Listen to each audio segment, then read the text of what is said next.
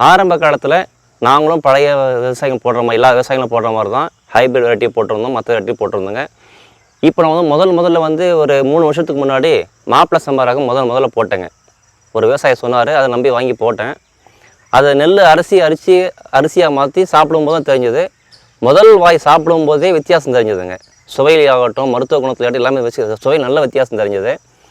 எனக்கு மட்டும் தான் இப்படி இருக்கும்னு நினச்சேன். எங்கள் வீட்டில் சாப்பிட்ட அத்தனை பேருமே சொன்னாங்க, நல்லா இருக்கே இந்த அரிசி, நல்லா இருக்கே, சுவையாக இருக்குது அப்படின்னாங்க. அதுக்கப்புறம் தான் நான் வந்து யூடியூப்லேயும் மற்றதான் போய் இந்த மருத்துவ குணங்களை தேடும்போது மாப்பிள சம்பாவோட மருத்துவ குணங்களையும் மற்ற பாரம்பரிய ரகங்களோட நன்மை தீமைகளையும் தெரிஞ்சுக்கிட்டேங்க. அன்னையிலேருந்து கடந்த 3 வருஷமாக வந்து நான் வந்து ஹைப்ரிட் நெல்லுக்கு போகிறதில்லைங்க. பாரம்பரிய நெல்லை மட்டும்தான் பயன்படுத்திட்டுக்கிறேங்க. இப்போதைக்கு எல்லாமே இயற்கை விவசாயம் தான் பண்ணிட்டுக்கிறேன். அதே மாதிரி இந்த 3 வருஷத்தில் ஒரு நாளும் நான் என் வயலில் வந்து உரமோ பூச்சி மருந்து அடித்ததில்லை.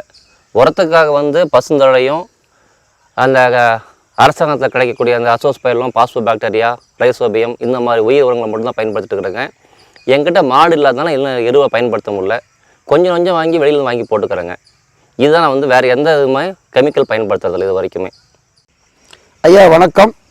என்னுடைய பேர் வந்து கவிஞர் எஸ்பி சஞ்சய் பெருமாள், இயற்கை வேளாண்மை பயிற்சி ஆசிரியர், பாரம்பரிய நெல் காப்பாளர்.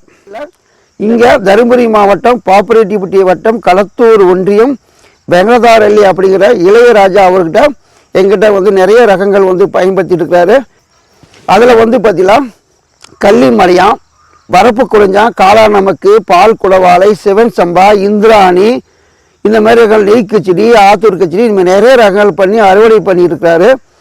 அதில் இப்போ நிற்கிற வயல் பார்த்தீங்கன்னா கள்ளி மலையான்னா வெள்ளை அரிசி, மணப்பாறை முறுக்குக்கு பேரு போன அரிசி, நல்ல மகசூல் வரக்கூடியது, 140 நாள் வரக்கூடிய ரகம்.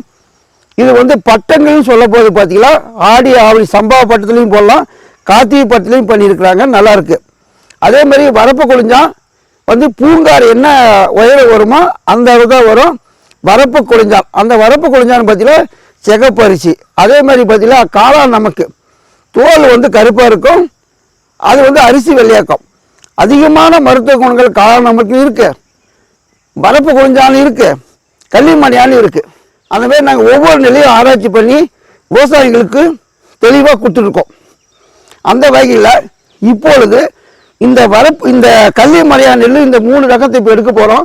அந்த விவசாயி நம்ம நேரில் இருக்கிறார். ஏன்னா அந்த விவசாயி உங்களுக்கு காமிக்கணும், நான் கொடுத்த அப்படிங்கிற பொய்யான தகவலை வந்து சொல்லக்கூடாது இல்லையா? அதுக்கோசம் அந்த விவசாயியை சந்திப்போம். அவர் எப்படி பண்ணுவார், என்ன பண்ணிட்டு இருக்காரு அப்படிங்கிறதாக அவர் வாயாலே நாம் கேட்போம். ஐயா வணக்கம். வணக்கங்க. என் பேர் இளையராஜா. நான் தருமபுரி மாவட்டம் பாப்பிரெட்டிப்பட்டி வட்டம் கடத்தூர் கரையில் வந்து சின்ன கிராமம் வெங்கடதாராளின்ற சின்ன கிராமத்தில் இருக்கிறேங்க. நான் வந்து இந்த ஐயா பெருமாள்கிட்ட இருந்து கிட்டத்தட்ட ஒரு 7 வெரைட்டி வந்து நெல் வந்து வாங்கி போட்டிருக்கேன். எல்லாமே பாரம்பரிய நெல் தான்.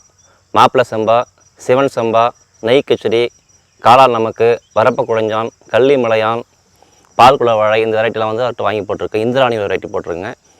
இந்திராணி ரகம் வந்து நல்ல அருமையான மகசூல் வந்ததுங்க. ஒரு 40 சென்ட் தான் போட்டிருந்தேன், 1 டன்னுக்கு மேலே வந்தது. அதெல்லாம் அறுவடை பண்ணிட்டேங்க. இப்போ இருக்கிறது வந்து கள்ளி மலையான், வரப்பு குழஞ்சான், காளா நமக்கு 3 ரகம் இருக்குதுங்க. அதை பற்றி பார்ப்போங்க. இப்போ இந்த கள்ளி மலையான் நெல் பண்ணியிருக்கிறீங்க, நாற்று வந்து மேட்டுப்பாத்தியில் விட்டீங்களா, இல்லை வயல் ஓட்டி நாற்று விட்டீங்களா, இல்லை இதில் நாற்று விட்டீங்களா? ஐயா நான் வயல் ஓட்டி தான் ஓட்டேங்க. ஏன்னா மேட்டுப்பாத்தி போடுற அளவுக்கு எனக்கு டைம் இல்லை. நான் ஒரு அரசாங்க உத்தியோகத்தில் இருக்கிறதுனால விவசாயம் நான் மட்டும்தான் பார்க்கணும், கூலி ஆட்கள் பற்றாக்குறை இருக்குது. அதனால இப்ப கொஞ்சம் நவீன காலத்து மாதிரி வேகமா ஓடுற மாதிரி நம்மளும் ஓடினாதான் முடியுன்றதுனால அப்படியே வயல் ஓட்டியே விட்டுட்டுங்க. நான் வயல் ஓட்டி அது இருந்தாலும் பயிர் நல்லா வந்துருச்சா? நல்லா வந்துருச்சுங்க, நல்லா வந்துருச்சு. சரி, இப்ப என்ன ரகம் இப்ப மட்டும் பண்ணிருக்கிறீங்க? இப்ப 3 ரகம் அறுவடை இருக்கு. ஆமா, அறுவடை இருக்குதுங்க.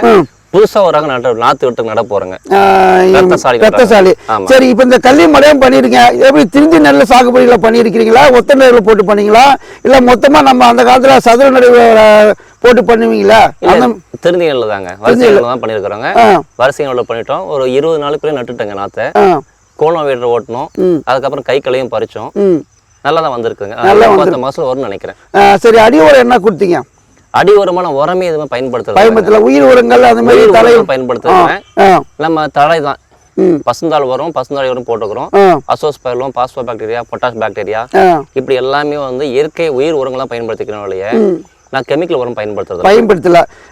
மகசூல் எப்படி உங்களுக்கு மேலே பூச்சி நோய்கள் எப்படி தாக்குச்சு? இந்த கள்ளி மலையம் வந்து நிறைய பேர் சொல்லுவாங்க என் மேலே பூச்சி வந்திருக்கு, 2 பேர் விவசாயம் சொன்னாங்க.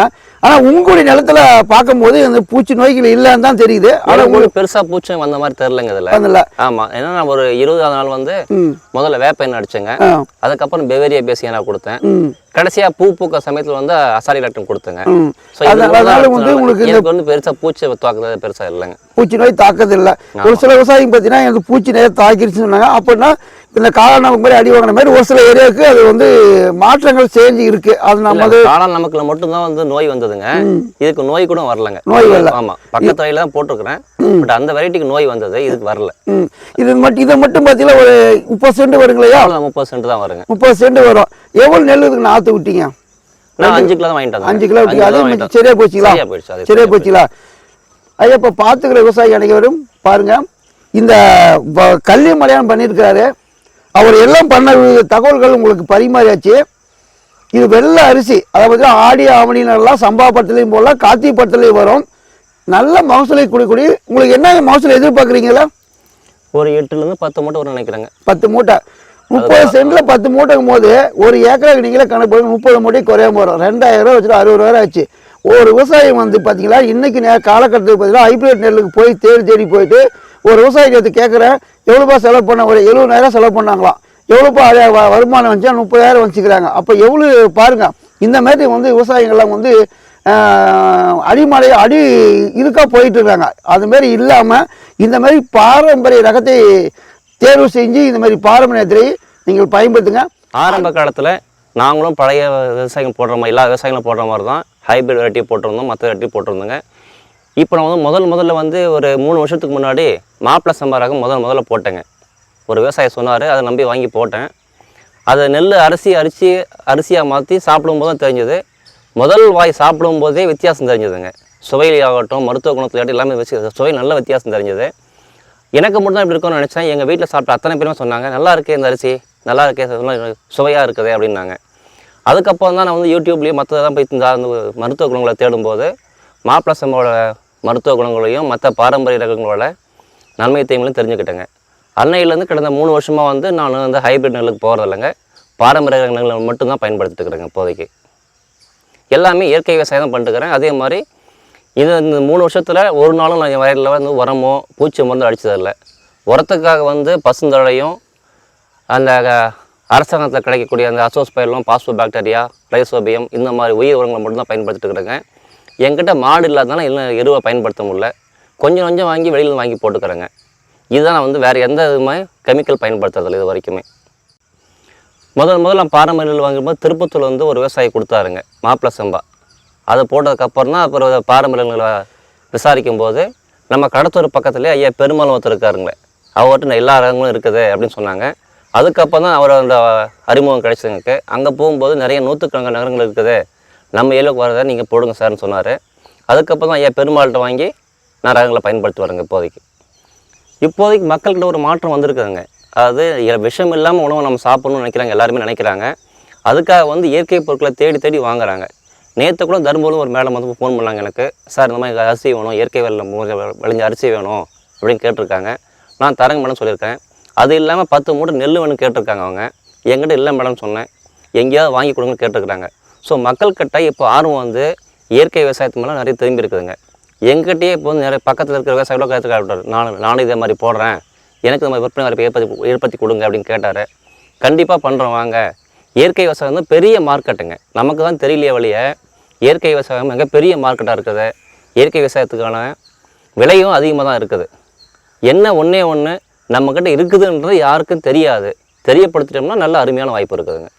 எதிர்காலத்து இயற்கை விவசாயம் நிச்சயமாக பெரிய அளவுலாம் இருக்கும். இப்போதைக்கு அரசாங்கமே வந்து இயற்கை விவசாயத்தை ஊக்குவிக்கிறாங்க. அதுக்காக வர ஏப்ரலுக்கு அப்புறம் நிறைய திட்டங்களை அமல்படுத்த போகிறாங்க. ஸோ கண்டிப்பாக இயற்கை விவசாயத்துக்கு மிகப்பெரிய வாய்ப்பு இருக்குது பின்னாடி. இந்த வாய்ப்பை கொடுத்த டாக்டர் விவசாயம் சேனலுக்கு நன்றி, வணக்கம்.